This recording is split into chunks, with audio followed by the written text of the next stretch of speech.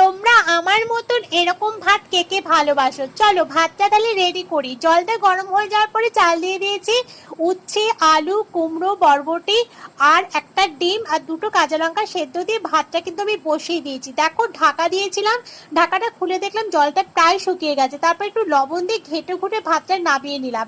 থালায় কিন্তু এবার বেড়ে নিচ্ছি। চলো, আমার এই ভাতটা এত যে ভালো লাগে কি বলবো, তোমাদের কার কার ভালো লাগে এরকম ভাত খেতে? আর এই ভাতের সঙ্গে যদি থাকে একটু দুটো বেগুন ভাজা, আর এই লম্বা লম্বা বেগুন ভাজাগুলো আমার ভীষণ পছন্দের। ডিমটা ছুলে নিয়েছি, একটা শশাও ছুলে নিলাম। তারপরে দেখো এই ঘিটা না দিলে কিন্তু এই ভাতটা একদমই জমে না। চলো এবার একটু নুন নিয়ে নিই, নুনটা দিয়ে শশা ডিম সেদ্ধটা খেতে হবে। এবার ভাতটা একটু স্বাদটা দেখি কেমন হয়েছে। ও কি যে, এই ভাতের কাছে মাছ মাংস ডিম একদম হার মেনে যায়। চলো ফিরছি আবার কিন্তু একটা মিনি ব্লগ নিয়ে।